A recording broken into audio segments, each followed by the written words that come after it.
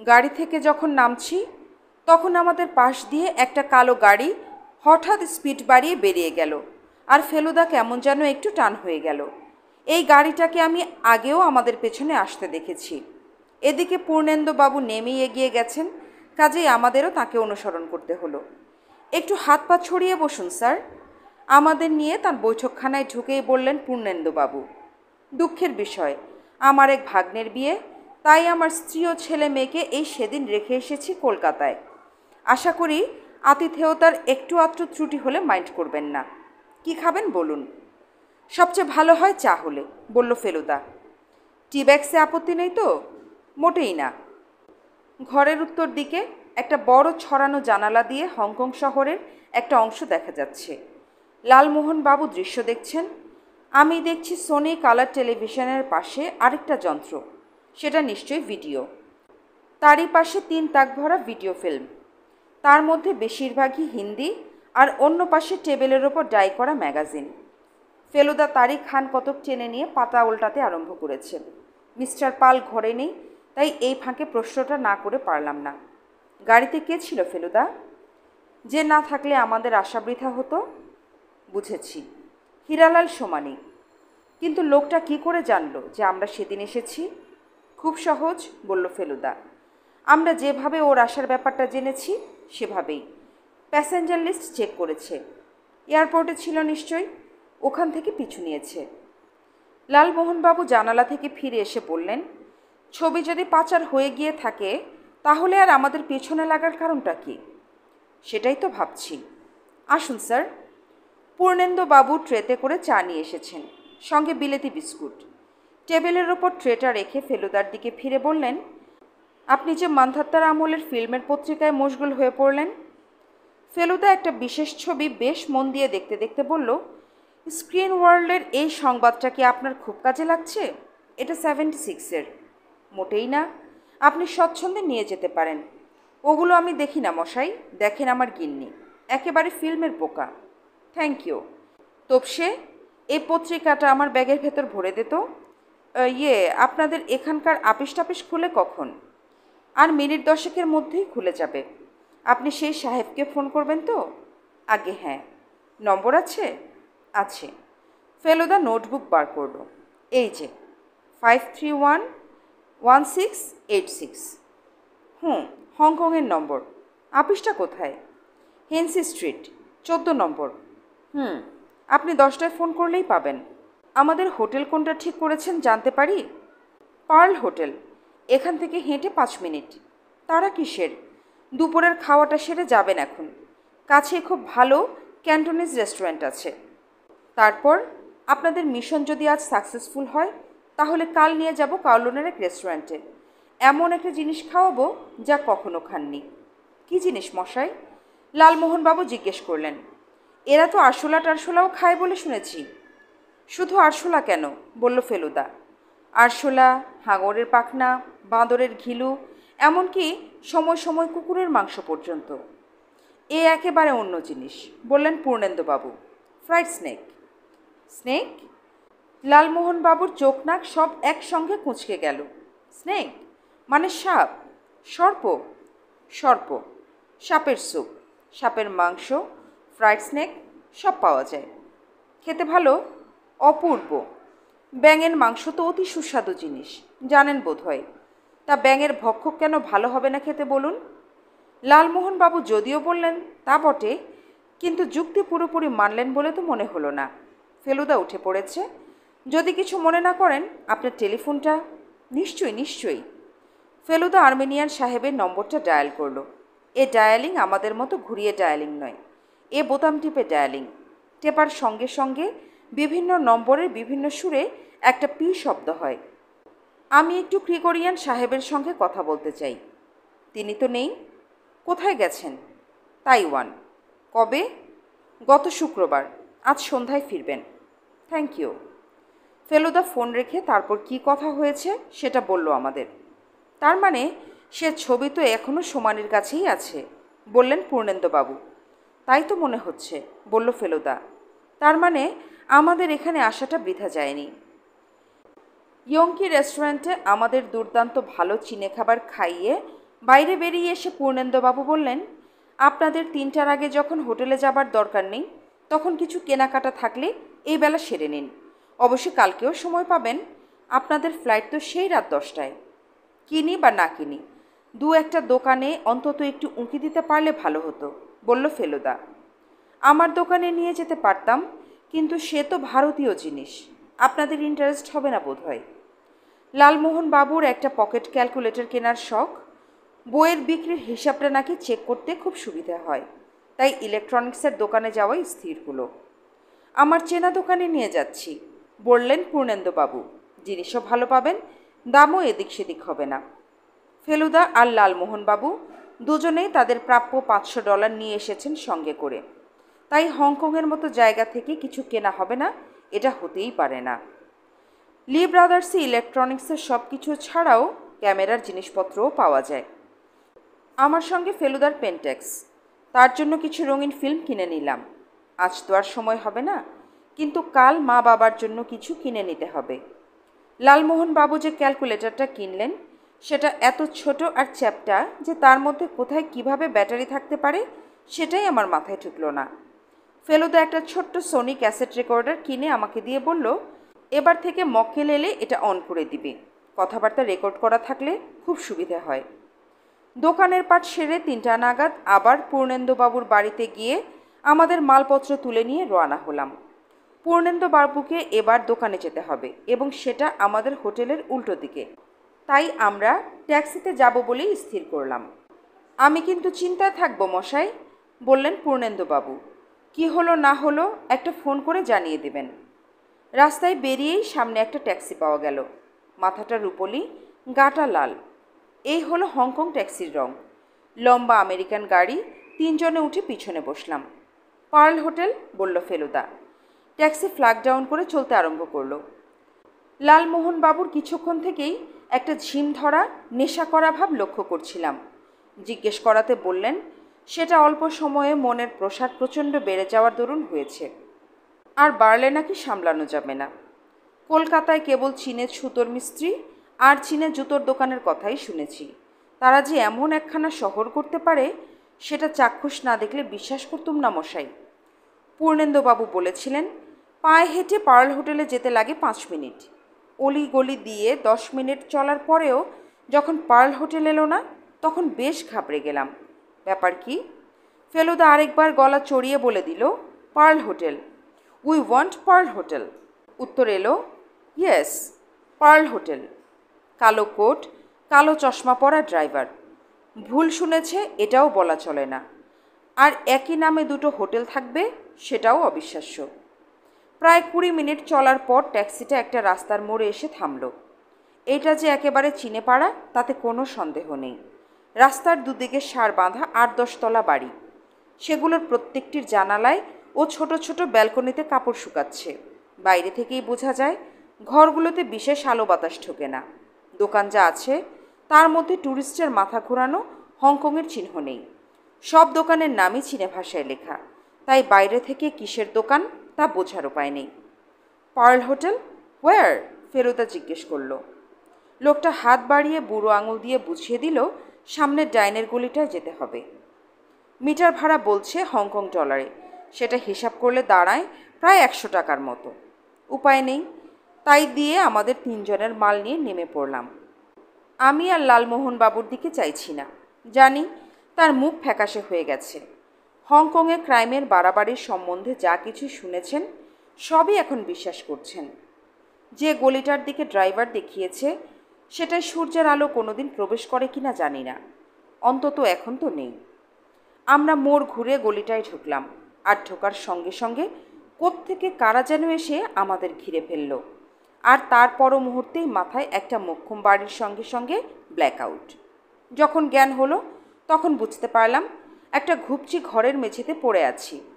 ফেলুদা আমার পাশে একটা কাঠের প্যাকিং কেসের ওপর বসে চারমিনার খাচ্ছে। একটা অদ্ভুত গন্ধে মাথাটা কীরকম ভার ভার লাগছে। পরে জেনেছিলাম সেটা আফিংয়ের গন্ধ। ব্রিটিশরা নাকি ভারতবর্ষে আর আফিং চীনে বিক্রি করে প্রচুর টাকা করেছিল, আর সেই সঙ্গে চীনেদের মধ্যে ঢুকিয়ে দিয়েছিল আফিংয়ের নেশা। লালমোহনবাবু এখনও অজ্ঞান, তবে মাঝে মাঝে নড়াচড়া করছেন। তাই মনে হয় এবার জ্ঞান ফিরবে। আমাদের মালপত্র নেই। ঘরে গোটা 5 ছোট বড় প্যাকিং কেস, একটা কাত হয়ে পড়ে থাকা বেতের চেয়ার, দেয়ালে একটা ছিনে ক্যালেন্ডার, ব্যাস। এছাড়া আর কিছু নেই। বাঁ দিকের দেয়ালে প্রায় 1.5 মানুষ উঁচুতে একটা ছোট্ট জানালা, তাই দিয়েই ধোঁয়া মেশানো একটা ফিকে আলো আসছে। বোঝা যাচ্ছে দিনের আলো এখনো ফুরোয়নি। ডাইনে আর সামনে 2টো দরজা, দুটোই বন্ধ। শব্দের মধ্যে মাঝে মধ্যে একটা পাখির ডাক শুনতে পাচ্ছি। চীনেরা খাঁচায় পাখি রাখে, এটা অনেক জায়গায় লক্ষ্য করেছি, এমনকি দোকানেও। উঠুন লালমোহনবাবু, বলল ফেলুদা, আর কত ঘুমোবেন? লালমোহনবাবু চোখ খুললেন, আর সঙ্গে সঙ্গে চোখ কুচকানোতে বুঝলাম মাথার যন্ত্রণাটা বেশ ভালোভাবেই অনুভব করছেন। কি ভয়ঙ্কর অভিজ্ঞতা! কোনো মতে উঠে বসলেন ভদ্রলোক। ও কোথায় এনে ফেলেছে আমাদের? গুমঘর, বলল ফেলুদা। একেবারে আপনার গল্পের মতো, তাই না? আমার গল্প? ছো ছো বলতেই বোধহয় মাথাটা একটু ঝনঝন করে উঠেছিল, তাই নাকটা কুঁচকে একটু থেমে এবার গলা খানিকটা নামিয়ে নিয়ে বললেন, যা ঘটল তার কাছে গল্প কোন ছাড়? সব ছেড়ে দেব মশাই, ঢের হয়েছে। হন্ডুরাসের ড্যাং ড্যাং, কম্বোডিয়ার কচকচি এবং ভ্যানকুভারের ভ্যানভ্যানানি, দূর দূর। আর লিখবেন না বলছেন? নেভার। আপনার এই স্টেটমেন্ট কিন্তু রেকর্ড হয়ে গেল। এরপরে আবার লিখলে কিন্তু কথার খেলাপ হবে। ফেলুদার পাশেই রাখা আছে তার নতুন কেনা ক্যাসেট রেকর্ডার। আর কিছু করার নেই, তাই ওটা নিয়েই খুটুর খুটুর করছে। রেকর্ডিংয়ের কথাটা যে মিথ্যে বলেনি সেটা ও প্লেব্যাক করে জানিয়ে দিল। এ তো সমানেরই কীর্তি বলে মনে হচ্ছে, বললেন লালমোহনবাবু। নিঃসন্দেহে। এখন আমাদের লাগেজটা ফেরত পেলে হয়। রিভলভারটা গেছে, কি ভাগ্যি রেকর্ডারটা নেয়নি। 2টো যে দরজা দেখছি, দুটোই কি বন্ধ? সামনেরটা বন্ধ, পাশেরটা খোলা যায়, ওটা বাথরুম। ওটাতেও পালাবার পথ নেই বোধ হয়। দরজা একটা আছে, বাইরে থেকে বন্ধ, জানালা দিয়ে মাথা গলবে, ধর গলবে না। লালমোহনবাবু একটা দীর্ঘশ্বাস ফেলে হাতের উপর মাথা রেখে আবার শুয়ে পড়লেন। মিনিটখানেক পর দেখি ভদ্রলোক গুনগুন করে গান গাইছেন। অনেক কষ্টে চিনতে পারলাম গানটা। হরি, দিন তো গেল, সন্ধ্যা হলো, পার করো আমারে। কড়িকাঠের দিকে চেয়ে কি ভাবছেন মশাই? মাথায় ঘা খেয়ে অজ্ঞান হয়েও যেই লোক স্বপ্ন দেখে, সেটা এই এক্সপেরিয়েন্সটা না হলে জানতাম না। কি স্বপ্ন দেখলেন? এক জায়গায় ডজনখানেক বাঁদর বিক্রি হচ্ছে, আর একটা লোক ডুগডুগি বাজিয়ে বলছে, রেনেসাঁস কা সুবাসিত বান্দর, রেনেসাঁস কা সুবাসিত বান্দর, $2 $2 ঘরের বাইরে পায়ের শব্দ, সিঁড়ি দিয়ে উঠছে লোক, তার মানে বাইরে বারান্দা। সামনের দরজা চাবি দিয়ে খোলা হলো। একজন কালো স্যুট পরা ভদ্রলোক এসে ঢুকলেন। পেছনে আবছা অন্ধকারে আরও 2টো লোক রয়েছে দেখতে পাচ্ছি, 3জনেই ভারতীয়।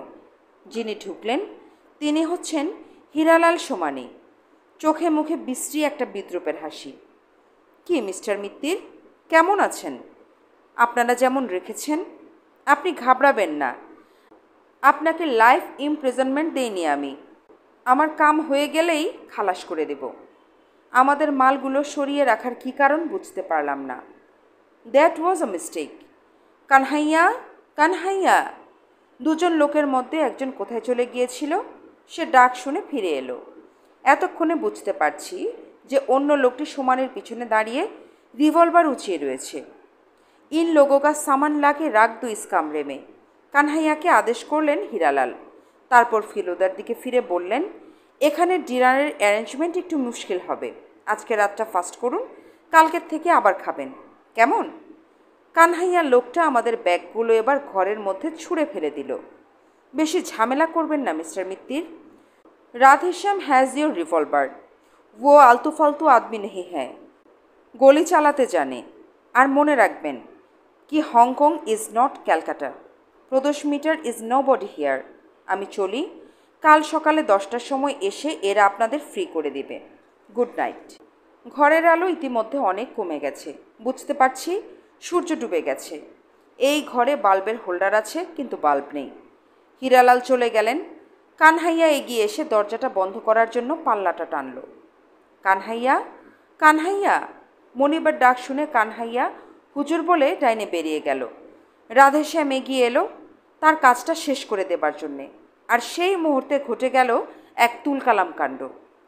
ফেলুদার সামনে ওর কাঁধের ব্যাগটা পড়েছিল, ও সেটাকে চোখের নিমিষে তুলে প্রচণ্ড বেগে ছুড়ল দরজার দিকে, আর সেই সঙ্গে এক লাফে ঝাঁপিয়ে পড়ল রাধেশ্যামের ওপর। ফেলুদার সঙ্গে থেকে আমারও একটা প্রত্যুৎপন্নমতিত্ব এসে গেছে, আমিও লাফিয়ে এগিয়ে গেছি। ইতিমধ্যে ফেলুদা জাপটে ধরেছে রাধেশ্যামকে, তার হাত থেকে রিভলভার ছিটকে পড়ে গেছে মেঝেতে। ফেলুদা ওটা তোল বলার সঙ্গে সঙ্গেই আমি রিভলভারটা হাতে নিয়ে নিয়েছি। আমার হাতের রিভলভার তার দিকে তাক করা। ছোটবেলায় এয়ারগান চালিয়েছি, পয়েন্ট ব্ল্যাঙ্ক রেঞ্জে মিস করার কোনো প্রশ্নই উঠতে পারে না। রাধেশ্যাম লোকটা তাগড়াই, সে প্রাণপণে চেষ্টা করছে ফেলুদার হাত থেকে নিজেকে ছাড়িয়ে নিতে। এমন সময় হঠাৎ দেখি লালমোহনবাবু ঘর থেকে একটা মাঝারি গোছের প্যাকিং কেস তুলে এনে সেটা দু হাতে ধরে তিরিং তিরিং করে এদিক ওদিক লাফাচ্ছেন রাধেশ্যামের মাথায় সেটাকে মারার সুযোগের জন্য। সুযোগ মিলল। প্যাকিং কেসের একটা কোণা রাধেশ্যামের ঘন কালো চুল ভেদ করে তার ব্রহ্মতালুতে এক মোক্ষম আঘাতে তাকে ধরাশায়ী করে দিল। এক ঝলকে দেখলাম লোকটার চুল থেকে রক্ত চুঁইয়ে পড়ছে মেঝের উপর। ফেলুদা আমার হাত থেকে রিভলভার নিয়ে নিল। সেটা কানহাইয়ার দিক থেকে এক চুলও নড়েনি। ব্যাগগুলো বাইরে আন, আমার ছোট ব্যাগটা আমার কাঁধে ঝুলিয়ে দে, বড়টা তুই হাতে নে। আমি আর লালমোহনবাবু মিলে আমাদের মাল বাইরে নিয়ে এলাম। রাধেশ্যাম মেঝেতে পড়ে আছে। এবার ফেলুদার একটি আপার কাটে কানহাইয়াও তার পাশের মাটিতেই লুটিয়ে পড়ল। যতক্ষণ এদের জ্ঞান হবে ততক্ষণে আমরা আউট অফ ডেঞ্জার। আমরা এতক্ষণ ছিলাম 3 তলায়। সিঁড়ি দিয়ে নেমে রাস্তায় বেরিয়ে এসে দেখি চারিদিকে জ্বলন্ত নিয়নে ছেয়ে আছে। চীনে ভাষার দেশে 10,000 অক্ষরের সব অক্ষরই যেন আমাদের গিরে ফেলতে চাইছে চারদিক থেকে। তবে এটা কোনো মেইন রোড নয়, পেছন দিকের মাঝারি একটা রাস্তা। এখানে ট্রাম নেই, বাসও নেই, আছে ট্যাক্সি, প্রাইভেট গাড়ি আর মানুষ। আমরা প্রথম দুটো ট্যাক্সি ছেড়ে তৃতীয়টায় উঠলাম। উঠেই ফেলুদাকে প্রশ্নটা করলাম, কানহাইয়াকে ডাকার ব্যাপারটা কি তোমার ক্যাসেটে বাজলো? ঠিক ধরেছিস। হিরালাল আসতেই রেকর্ডারটা আবার অন করে দিয়েছিলাম। কানহাইয়া বলে যখন দুবার ডাকলো তারপরেই বন্ধ করে দিয়েছিলাম। মন বলছিল ডাক দুটো কাজে লাগতে পারে, আর সত্যি তাই হলো। আপনার জবাব নেই, বলল লালমোহনবাবু। আপনারও, বলল ফেলুদা। আমি জানি ফেলুদা কথাটা অন্তর থেকে বলেছে। পার্ল হোটেলে পৌঁছাতে লাগলো 10 মিনিট। ভাড়া উঠল $7.5। আমাদের ঘরে গিয়েই পূর্ণেন্দুবাবুকে একটা ফোন করলো ফেলুদা। ভদ্রলোক জানালেন ফেলুদাকে নাকি অনেক চেষ্টা করেও পাননি। হোটেলে বলল আপনারা নাকি আসেনি নেই। আমি তো চিন্তায় পড়ে গেছিলাম মশাই। একবার কি আসতে পারবেন? তা পারবো বই কি, তাছাড়া আপনাদের জন্য খবর আছে। 15 মিনিটের মধ্যে পূর্ণেন্দুবাবু চলে এলেন। ফেলুদা সংক্ষেপে আমাদের ঘটনাটা বলল। এইসব শুনলে বাঙালির জন্য গর্বে বুকটা 10 হাত হয়ে ওঠে মশাই। যাকগে, এখন আমার খবরটা বলি। সেই ক্রিকোরিয়ান কোথায় থাকে সেটা তো টেলিফোনের বই দেখেই বেরিয়ে গেল, কিন্তু হীরালাল সোমানির হদিসও পেয়েছি। কি করে? এখানে আরও 5 জন সোমানি থাকে, তাদের এক এক করে ফোন করে বেরিয়ে গেল হীরালাল হচ্ছে কেশব সোমানির খুড়তুতো ভাই। কেশবের কাপড়ের দোকান আছে কাউলুনেই তার বাড়ি, আর হীরালাল সেখানেই উঠেছে। আপনার আর্মেনিয়ান তো সন্ধ্যাবেলা আসছে, তাইওয়ানের প্লেন এসে গেছে এতক্ষণে। হীরালাল নিশ্চয়ই আজই ছবি পাচার করবে। আমি ওয়াংশুকে পাঠিয়ে দিয়েছি সোমানির বাড়ির উপর চোখ রাখতে। আমাদের আপিসের এক ছোকরা, খুব স্মার্ট, তাকে বলা ছিল সোমানির বাড়ি থেকে কোনো গাড়ি বেরোতে দেখলেই যেন আমাকে ফোন করে। ক্রিকোরিয়ান থাকে কোথায়? ভিক্টোরিয়া হিল, হংকংয়ের অভিজাত পাড়া। সোমানি রোয়ানা হবার সঙ্গে সঙ্গেই আমরা রোয়ানা দিলে ওর আগেই ভিক্টোরিয়া হিলে পৌঁছে যাব। তখন আপনি ইচ্ছা করলে ওকে মাঝপথে রুখতে পারেন। অবশ্যই আপনার নিজের প্ল্যানটা কি সেটা আমার জানা ছিল না। ফেলুদা পূর্ণেন্দুবাবুর পিঠ চাপড়ে দিল। আপনি তো মশাই সাংঘাতিক বুদ্ধিমানের কাজ করেছেন। আপনার রাস্তা ছাড়া আর কোনো রাস্তাই নেই। কিন্তু সেই ছোকরার কাছ থেকে টেলিফোন পেয়েছেন কি? আমি এখানে আসার ঠিক আগেই করেছিল, অর্থাৎ মিনিট 20 আগে। গাড়ি রওনা হয়ে গেছে। যিনি আসছেন তার হাতে একটা ফ্ল্যাট কাগজের প্যাকেট। 3 মিনিটের মধ্যে আমরা পূর্ণেন্দুবাবুর গাড়িতে করে রওনা দিয়ে দিলাম। মিনিট 10-এর মধ্যে গাড়ি পেঁচালো রাস্তা দিয়ে ঘুরে ঘুরে পাহাড়ে উঠতে শুরু করলো, যেন হিল স্টেশনে যাচ্ছি। হংকং এখন আলোয় আলো, আর যত উপরে উঠছি ততই সমুদ্র, পাহাড়, রাস্তা, গাড়ি, হাই রাইজ সমেত সমস্ত শহরটা আরও বেশি বেশি করে দেখা যাচ্ছে। আর লালমোহনবাবু খালি বলছেন, স্বপ্নরাজ্য, স্বপ্নরাজ্য। আরও কিছুক্ষণ যাবার পর পূর্ণেন্দুবাবু বললেন, এইবার বাড়ির নম্বরটা দেখে নিতে হবে। গাছপালা বাগানে ঘেরা দারুণ সুন্দর সুন্দর সব পুরনো বাড়ি, দেখলেই মনে হয় সাহেবদের জন্য সাহেবদেরই তৈরি। তারই একটা বাড়ির গেটের সামনে এসে নম্বর দেখে বুঝলাম ক্রিকোরিয়ানের বাড়িতে এসে গেছি। আর এসেই দেখলাম ভেতরের পোর্টিকোর এক পাশে একটা কালো গাড়ি দাঁড়িয়ে আছে, যেটা আমাদের চেনা। আমরা যখন সকালে পূর্ণেন্দুবাবুর গাড়ি থেকে নামছি তখন এই গাড়িটাই আমাদের পাশ দিয়ে বেরিয়ে গিয়েছিল। হীরালাল সোমানির গাড়ি। আমাদের গাড়িটা আরেকটু এগিয়ে গিয়ে রাস্তার ধারে একটা গাছের তলায় পার্ক করে পূর্ণেন্দুবাবু বললেন, সাহেবের বাড়িটার দিকে চোখ রাখার জন্য একটা গোপন জায়গা বার করতে হবে। সেই রকম একটা জায়গা পেয়েও গেলাম, তবে বেশিক্ষণ আড়ি পাততে হলো না। মিনিট খানেকের মধ্যেই বাড়ির সামনের দরজাটা খুলে যাওয়াতে তার থেকে একটা চতুষ্কোণ আলো বেরিয়ে পড়ল বাগানের ঘাসের ওপর। আর তারপরেই নেপথ্যে বলা গুড নাইটের সঙ্গে সঙ্গে হীরালাল নিজেই বেরিয়ে এসে তার গাড়িতে উঠলেন। আর গাড়িও রওনা দিয়ে দিল বিলেতি ইঞ্জিনের মৃদু গম্ভীর শব্দ তুলে। এবার কি করবেন? ফিসফিস করে প্রশ্ন করল পূর্ণেন্দুবাবু। সাহেবের সঙ্গে দেখা করব, বলল ফেলুদা। আমরা আড়াল থেকে বেরিয়ে গিয়ে সাহেবের গেট দিয়ে ভেতরে ঢুকলাম। পোর্টিকোর দিকে এগোচ্ছি, এমন সময় হঠাৎ একটা অদ্ভুত ব্যাপার হলো। বাড়ির দরজা আবার খুলে গিয়ে উদ্ভ্রান্তভাবে সাহেব স্বয়ং বেরিয়ে এসে আমাদের সম্পূর্ণ অগ্রাহ্য করে দৌড়ে এগিয়ে গেলেন গেটের দিকে। সাহেবের হাতে গিল্টি করা নতুন ফ্রেমে বাঁধানো টিনটোরেটর যিশু। গেট থেকে বেরিয়ে রাস্তার দিকে একবার চেয়ে মাথায় হাত দিয়ে সাহেব চেঁচিয়ে উঠলেন, scoundrel, scoundrel, son of A beach. তারপর আমাদের দিকে ফিরে দিশেহারা আধ পাগলা ভাব ধরে বললেন, he has just sold me a fake and I paid $50,000 for it. অর্থাৎ লোকটা আমাকে এক্ষুনি একটা জাল ছবি বিক্রি করে গেল, আর আমি ওকে তার জন্য $50,000 দিলাম। আমরা কে, কেন এসেছি তার বাড়িতে, এইসব জানার কোনো প্রয়োজন বোধ করলেন না সাহেব। তুমি কি টিনটোরেটোর ছবিটার কথা বলছো? ফেলুদা জিজ্ঞেস করল। সাহেব আবার বোমার মতো ফেটে পড়লেন। টিনটোরেটো, টিনটোরেটো মাই ফুট, এসো, তোমাকে দেখাচ্ছি, এসো। সাহেব দ্রুত পায়ে এগিয়ে গেলেন পোর্টিকোর দিকে। আমরা চারজন তার পেছনে। পোর্টিকোর আলোতে সাহেব ছবিটা তুলে ধরলেন। Look at this, 3 green flies sticking to the paint. 3 green flies. এই পোকা আমার জীবন অতিষ্ঠ করে তুলেছিল কলকাতার গ্র্যান্ড হোটেলে। সেই পোকা আটকে আছে এই ছবির ক্যানভাসে। আর লোকটা বলে কি না এই ছবিটা genuine. He fooled me because it's a good copy, but it's a copy. ঠিকই বলেছ, বলল ফেলুদা। 16 শতাব্দীতে ইটালিতে এই পোকা থাকা সম্ভব না। পোর্টিকোর আলোতে দেখতে পাচ্ছি সাহেবের সাদা মুখ লাল হয়ে গেছে। That dirty double crossing swine. লোকটার ঠিকানা পর্যন্ত জানি না। ঠিকানা আমি জানি, বললেন পূর্ণেন্দুবাবু। জানো? সাহেব যেন ধরে প্রাণ পেলেন। হ্যাঁ জানি। কাউলনে থাকেন ভদ্রলোক, হ্যানয় রোড। গুড। দেখি ব্যাটা কিভাবে পার পায়। I will skin him alive. তারপর সাহেব হঠাৎ ফেলুদার দিকে ফিরে বললেন, হু আর ইউ? আমরা জানতাম ছবিটা জাল, তাই আপনাকে সাবধান করে দিতে আসছিলাম। অম্লান বদনে মিথ্যা কথা বলল ফেলুদা। কিন্তু তাকে তো ধরা যেতে পারে। হঠাৎ বললেন পূর্ণেন্দুবাবু, এক্ষুনি চলুন না, আমার গাড়ি আছে।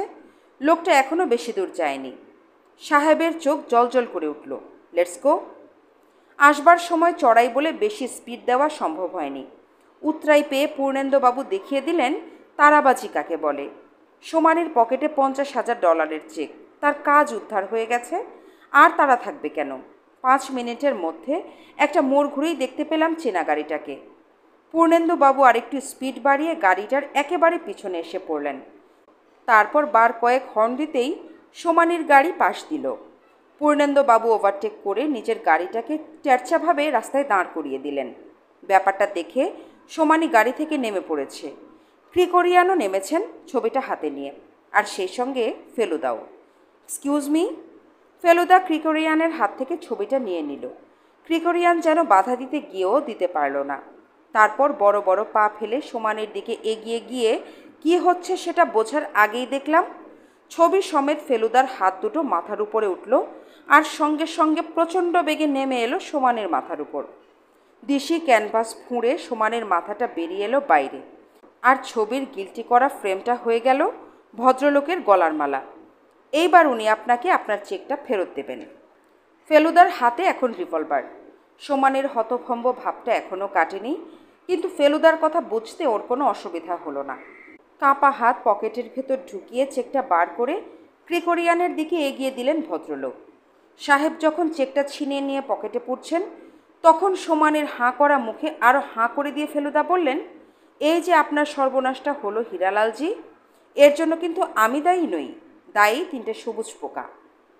সবচেয়ে যেটা অবাক লেগেছিল সেটা হলো দ্বিতীয় ছবিটাও জাল বেরিয়ে পড়া। কিন্তু আশ্চর্য, এইটা নিয়ে ফেলুদা কোনো মন্তব্যই করল না। এমনিতে ছবিটা দেখে একেবারেই জাল বলে মনে হয়নি। লালমোহন বাবু তো বললেন ইটালিতে 400 বছর আগে শ্যামাপোকা ছিল কি না, এই ব্যাপারে আপনি এত শিওর হচ্ছেন কি করে? হয়তো পশ্চিম থেকেই আমদানি হয়েছে এই পোকার। শুনেছি তো কচুরি পানাও এদেশে এককালে ছিল না, সেটা নাকি এসেছে এক মেম সাহেবের সঙ্গে। এতেও ফেলুদা তার এক পেশে হাসিটা ছাড়া কোনো মন্তব্য করল না। পরদিন পূর্ণেন্দুবাবু এয়ারপোর্টে এলেন আমাদের সি অফ করতে। ফেলুদা তাঁকে একটা ভালো টাই কিনে উপহার দিল। ভদ্রলোক বললেন, 24 ঘন্টার একটা ছোটোখাটো ঝড় বইয়ে দিলেন মশাই হংকংয়ে। তবে এর পরের বার আর একটু বেশি দিন থাকতে হবে। আপনাদের সাপের মাংস না খাইয়ে ছাড়ছি না। হংকং ছাড়তে সত্যিই ইচ্ছে করছিল না, কিন্তু আমি জানি ফেলুদা যে কয়েকটা মন্ত্রে বিশ্বাস করে, তার মধ্যে একটা হলো ডিউটি ফার্স্ট। এত রহস্যের সমাধানের বাকি আছে। নকল যিশুর রহস্য, বঙ্কিমবাবুর খুনের রহস্য, কুকুর খুনের রহস্য, সেগুলির একটা গতি না করে হংকং ভোগ করা ফেলুদার ধাতে সইবে না। বুধবার রাত্রে রওনা হয়ে বৃহস্পতিবার দুপুর 12:30টায় পৌঁছলাম কলকাতা। এয়ারপোর্টে লালমোহনবাবুকে বলে দেওয়া হয়েছিল যে আজকের দিনটা বিশ্রাম। কাল সকাল 8টা নাগাদ ট্যাক্সিতে করে ওর বাড়ি পৌঁছে যাব। সেইখান থেকে ওর গাড়িতে করে বৈকুণ্ঠপুর। ফেরার পথে ফেলুদা একবার পার্ক স্ট্রিট পোস্ট অফিসে থামল, বলল একটা জরুরি টেলিগ্রাম করার আছে। কাকে সেটা বলল না। বাকি দিনটা ফেলুদার পেট থেকে আর কোনো কথা বার করা গেল না। ওর এই মৌনী অবস্থাটা আমার খুব ভালো করে জানা আছে। এটা হচ্ছে ঝড়ের থমথমে পূর্বাবস্থা। আমি নিজে অনেক ভেবেও কুলকিনারা পাইনি। যেই তিমিরে সেই তিমিরে। তার উপর একদিনের হংকংয়ের ধাক্কায় এমনিতেই সব তালগোল পাকিয়ে গেছে। চোখ বুঝলে এখনও চোখের সামনে দেখতে পাচ্ছি আকাশের গায়ে ঝুলছে লম্বা লম্বা চীনে অক্ষর। পরদিন বৈকুণ্ঠপুরে পৌঁছতে পৌঁছতে প্রায় 11টা বেজে গেল। নবকুমারবাবু উদ্গ্রীব হয়ে হংকংয়ের কথা জিজ্ঞেস করাতে ফেলুদার মাথা নাড়তে হলো। ছবি পাওয়া যায়নি, যেটা ছিল সেটাও জাল, বলল ফেলুদা। সে কি করে হয় মশাই, দুটো জাল? তাহলে আসলটা গেল কোথায়? আমরা সিঁড়ির নিচে দাঁড়িয়ে কথা বলছিলাম। ফেলুদা বলল, উপরে চলুন, বৈঠকখানায় বসে কথা হবে। বৈঠকখানায় গিয়ে দেখি মহাদেব মণ্ডল বসে লেবুর শরবত খাচ্ছেন। কি মশাই, মিশন সাকসেসফুল? প্রশ্ন করলেন ভদ্রলোক। চোরাই মাল পাওয়া যায়নি, তবে সেটা আমারই ভুল। অন্য দিক দিয়ে সাকসেসফুল বই কি? বটে। খুনি? সে হয়তো নিজেই ধরা দিবে। বলেন কি? ফেলুদা আর চেয়ারে বসল না। আমাদের জন্য ট্রেতে শরবত এসেছিল। একটা গেলাস তুলে নিয়ে তাতে একটা চুমুক দিয়ে টেবিলে নামিয়ে রেখে ফেলুদা পকেট থেকে খাতাটা বার করল। আমরা সবাই ওকে ঘিরে সোফায় বসেছি। আমার মনে হয় শুরু থেকেই শুরু করা ভালো, বলল ফেলুদা। তারপর খাতাটা একটা বিশেষ পাতায় খুলে সেইটার দিকে একবার চোখ বুলিয়ে নিয়ে বলল, 28শে সেপ্টেম্বর মঙ্গলবার বৈকুণ্ঠপুরে দুটো ঘটনা ঘটে। নবকুমার বাবুদের ফক্সটেরিয়ার ঠুমরিকে কে জানি বিষ খাইয়ে মারে, আর চন্দ্রশেখরের ছেলে রুদ্রশেখর বৈকুণ্ঠপুরে আসেন। এটা একই দিনে ঘটায় আমার মনে প্রশ্ন জেগেছিল, এই দুটোর মধ্যে কোনো যোগ আছে কি না। একটা পোষা কুকুরকে কে মারতে পারে এবং কেন মারতে পারে, এই প্রশ্ন নিয়ে ভাবতে গিয়ে দুটো উত্তর পেলাম। কোনো বাড়ির কুকুর যদি ভালো পাহারাদার হয়, তাহলে সে বাড়ি থেকে কিছু চুরি করতে হলে চোর কুকুরকে আগের থেকে সরিয়ে ফেলতে পারে। কিন্তু এখানে চুরি যেটা হয়েছে সেইটা কুকুর মারা যাবার অনেক পরে, তাই আমাকে দ্বিতীয় কারণটার কথা ভাবতে হলো। সেটা হলো, কোনো ব্যক্তি যদি তার পরিচয় গোপন করে ছদ্মবেশে কোনো বাড়িতে আসতে চায় এবং সেই ব্যক্তি যদি সেই বাড়ির কুকুরের খুব চেনা হয়, তাহলে কুকুর ব্যাঘাতের সৃষ্টি করতে পারে এবং সেই কারণে কুকুরকে সরানোর প্রয়োজন হতে পারে। কারণ কুকুর প্রধানত মানুষ চিনে মানুষের গায়ের গন্ধ থেকে, এবং এই গন্ধ ছদ্মবেশে ঢাকা পড়ে না। তখনই মনে হলো রুদ্রশেখর হয়তো আপনাদের চেনা লোক হতে পারেন। তার হাবভাবেও এই বিশ্বাস আরও বদ্ধমূল হলো। তিনি কথা প্রায় বলতেন না, ঘোলাটে চশমা ব্যবহার করতেন, পারতে কারুর সামনে বেরোতেন না। তাহলে এই রুদ্রশেখর আসলে কে? তিনি ইটালি থেকে এসেছেন, অথচ পায়ে বাটার জুতা পরেন। তিনি তার পাসপোর্ট আপনার বাবাকে দেখিয়েছেন, কিন্তু আপনার বাবা চোখে ভালো দেখেন না এবং চক্ষুলজ্জার খাতিরে পাসপোর্ট খুঁটিয়ে দেখবেন না। তাই জাল পাসপোর্ট চালানো খুব কঠিন নয়। অথচ পাসপোর্ট যদি জাল হয়, তাহলে চন্দ্রশেখরের সম্পত্তি পাবার ব্যাপারেও তিনি ব্যর্থ হতে বাধ্য, কারণ উকিলের কাছে তিনি কোনোদিনও প্রমাণ করতে পারবেন না যে তিনি চন্দ্রশেখরের ছেলে। তাহলে তিনি এলেন কেন? কারণ একটাই, চন্দ্রশেখরের ব্যক্তিগত সংগ্রহের মহামূল্য ছবিটি হাত করার জন্য। ভূদেব সিংয়ের প্রবন্ধের দৌলতে এই ছবির কথা আজ ভারতবর্ষের অনেকেরই জানা। যিনি রুদ্রশেখরের ভেতরে এসেছিলেন, তিনি একটি কথা জানতেন না, যে কথাটি আমরা জেনেছি চন্দ্রশেখরের বাক্সে পাওয়া একটি ইটালিয়ান খবরের কাগজের কাটিং থেকে। এই খবরে বলা হয়েছে, আজ থেকে ২৬ বছর আগে রোম শহরে রুদ্রশেখরের মৃত্যু হয়। নবকুমার বাবু প্রায় চেয়ার থেকে লাফিয়ে উঠলেন। আজ্ঞে হ্যাঁ নবকুমার বাবু, আর খবরটার জন্য আমি রবিন বাবুর কাছে কৃতজ্ঞ। তাহলে এখানে এসেছিল কে? ফেলুদা এবার পকেট থেকে একটা কাগজ বার করল, একটা ম্যাগাজিনের পাতা। হংকংয়ে অত্যন্ত আকস্মিকভাবে এই পত্রিকার পাতাটা আমার চোখে পড়ে যায়। এই ভদ্রলোকের ছবিটা একবার দেখবেন কি নবকুমার বাবু? মোমবাসা নামক একটা হিন্দি ফিল্মের ছবি এটা, ১৯৭৬-এর ছবি। এই ছবির অনেক অংশ আফ্রিকায় তোলা হয়েছিল। এতে ভিলেনের ভূমিকায় অভিনয় করেছিলেন এই শস্ত্রগম্ফ বিশিষ্ট ভদ্রলোকটি। দেখুন তো একে চেনেন কি না? কাগজটা হাতে নিয়ে নবকুমার বাবুর চোখ কপালে উঠে গেল। এই তো রুদ্রশেখর, নিচের নামটা পড়ে দেখুন। নবকুমার বাবু নিচের দিকে চাইলেন। মাই গড, নন্দ! হ্যাঁ নবকুমার বাবু, ইনিই আপনার ভাই। প্রায় এই একই মেকআপে তিনি এসেছিলেন রুদ্রশেখর সেজে। আসল দাড়ি গোঁফ, নকল নয়। কেবল চুলটা বোধহয় ছিল পরচুলা। আসবার আগে তার কোনো চেনা লোককে দিয়ে রোম থেকে একটা চিঠি লিখিয়েছিল সৌম্যশেখরকে। এ কাজটা করা অত্যন্ত সহজ। নবকুমার বাবুর অবস্থা শোচনীয়। বারবার মাথা নেড়ে দীর্ঘশ্বাস ফেলে বললেন, নন্দটা চিরকালই রেকলেস। ফেলুদা বলল, আসল ছবি হঠাৎ মিসিং হলে মুশকিল হতো, তাই উনি কলকাতা থেকে আর্টিস্ট আনিয়ে তার একটা কপি করিয়ে নিয়েছিলেন। কোনো কারণে বোধহয় বঙ্কিমবাবুর সন্দেহ হয়, তাই যেদিন ভোরে নন্দকুমার যাবেন সেদিন ৩:৩০টার অ্যালার্ম লাগিয়ে স্টুডিওতে গিয়েছিলেন এবং তখনই তিনি নিহত হন। বৈঠকখানায় কিছুক্ষণের জন্য পিনড্রপ সাইলেন্স। তারপর ফেলুদা বলল, অবশ্যই একজন ব্যক্তি নন্দবাবুকে আগেই ধরিয়ে দিতে পারতেন, কিন্তু দেননি, কারণ তাঁর বোধহয় লজ্জা করছিল, তাই নয় কি? প্রশ্নটা ফেলুদা করল যার দিকে চেয়ে। তিনি মিনিটখানেক হলো ঘরে এসে এক কোনায় একটা সোফায় বসেছেন। সাংবাদিক রবিন চৌধুরী। সত্যি কি আপনি সত্যিই পারতেন নন্দকে ধরিয়ে দিতে?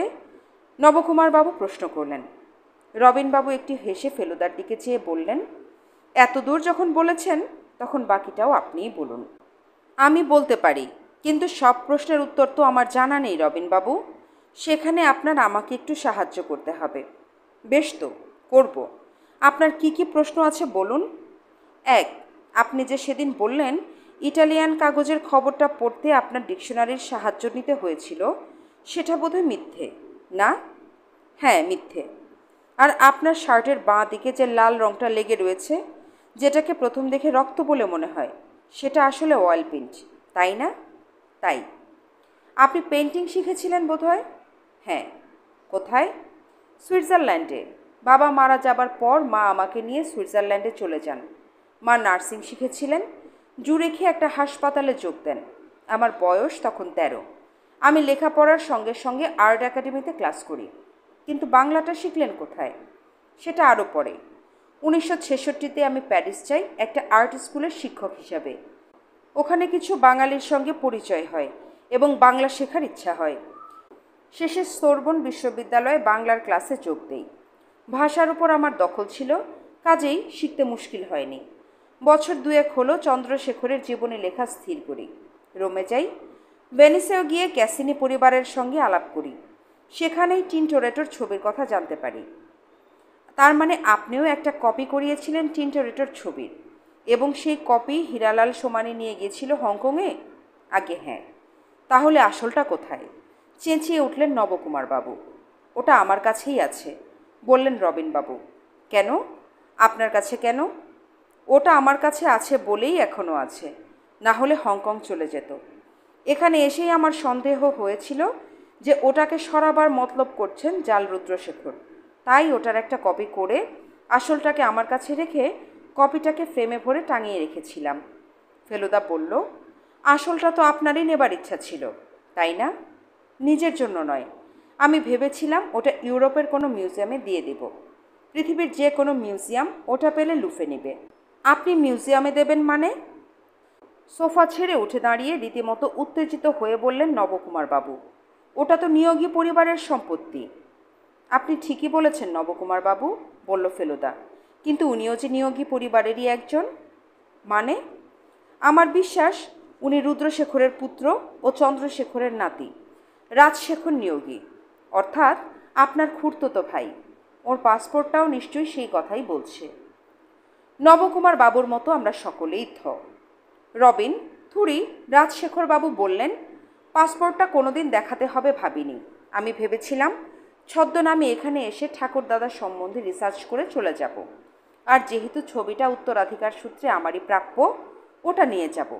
কিন্তু ঘটনাচক্রে এবং প্রদোষবাবুর আশ্চর্য বুদ্ধির জন্য আসল পরিচয়টা দিতেই হলো। আশা করি আপনারা অপরাধ নেবেন না। ফেলুদা বলল, এইখানে একটা কথা বলি রাজশেখর বাবু। 5 বছর আগে পর্যন্ত চন্দ্রশেখরের চিঠি পেয়েছেন ভূদেব সিং, কাজেই আইনত ছবিটা এখনও আপনার প্রাপ্য নয়। কিন্তু আমার মতে ছবি আপনার কাছে থাকাই উচিত, কারণ আপনি সত্যিই এটার কদর করবেন। কি বলেন নবকুমার বাবু? 100 বার। কিন্তু মিস্টার মিত্তির, আপনার সন্দেহটা হলো কি করে বলুন তো? আমার কাছে তো সমস্ত ব্যাপারটা ভেলকির মতো। ফেলুদা বললেন, উনি যে বাংলাদেশের বাঙালি নন সেইটা সন্দেহ হয় সেদিন দুপুরে ওর খাওয়া দেখে। শুক্তো কখন খেতে হয় সেটা বাংলার বাঙালিরা ভালোভাবেই জানে। ইনি দেখলাম বেশ কিছুক্ষণ ইতস্তত করে প্রথমে খেলেন ডাল, তারপর মাছ, সব শেষে শুক্তো। তাছাড়া সন্দেহের দ্বিতীয় কারণ হলো, এবার ফেলুদা যে ব্যাপারটা করলো সেটা একেবারে ম্যাজিক। উত্তরের দেয়ালের দিকে গিয়ে চন্দ্রশেখরের আঁকা তার বাবা অনন্তনাথের ছবির সামনে দাঁড়িয়ে নিজের হাত দুটো ছবির গোঁফ আর দাড়ির উপর চাপা দিতেই দেখা গেল মুখটা হয়ে গেছে রবিন চৌধুরীর। লালমোহনবাবু ক্ল্যাপ দিয়ে উঠলেন, আর আমি একদিনে বুঝতে পারলাম রবিনবাবুকে দেখে কেন চেনা চেনা মনে হতো। কিন্তু চমকের এখানেই শেষ হলো না। একটি চাকর কিছুক্ষণ হলো একটা টেলিগ্রাম হাতে নিয়ে দাঁড়িয়েছিল। এবার সেটা নবকুমারের হাতে এলো।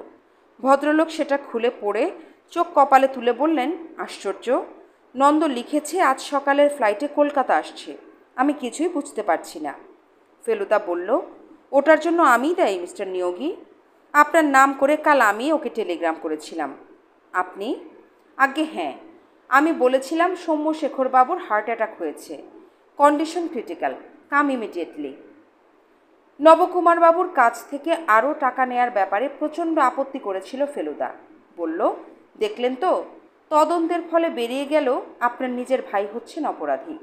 তাতে নবকুমার বাবু বেশ বিরক্ত হয়েই বললেন, ওসব কথা আমি শুনতে চাই না। আপনি আমাদের হয়ে তদন্ত করেছেন, ফলাফলের জন্য তো আপনি দায়ী নন। আপনার প্রাপ্য আপনি না নিলে আমরা অসন্তুষ্ট হব, সেটা নিশ্চয়ই আপনি চান না। নিজের ভাই অপরাধী প্রমাণ হলেও সেই সঙ্গে যে খুড়তুতো ভাইটিকে পেলেন নবকুমার বাবু, তেমন ভাই সহজে মেলে না। টিনটোরেটোর যিশু যে এখন উপযুক্ত লোকের হাতেই গেছে তাতে সন্দেহ নেই। কিছুদিনের মধ্যে সেটা ইউরোপের কোনো বিখ্যাত মিউজিয়ামের দেয়ালে শোভা পাবে। আমরা আর একদিন ছিলাম বৈকুণ্ঠপুরে। ফেরার পথে লালমোহনবাবুর অনুরোধে একবার ভবেশ ভট্টাচার্যের ওখানে ঢু মারতে হলো। সামনের বছর বৈশাখের জন্য জটায়ু যে উপন্যাসটা লিখবেন সেটার নাম হবে হংকংয়ে হিমশিম। তাহলে সংখ্যাতত্ত্বের দিক থেকে কিছু ঠিক হবে কি না সেটা জানা দরকার।